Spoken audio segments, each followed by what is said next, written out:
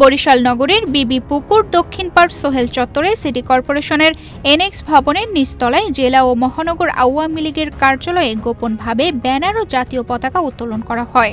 মঙ্গলবার সকাল ৬টায় অজ্ঞাতরা এই পদক্ষেপ নেয়। পরে ব্যানার সরিয়ে নেওয়া হলেও জাতীয় পতাকা এখনও উত্তোলিত অবস্থায় রয়েছে।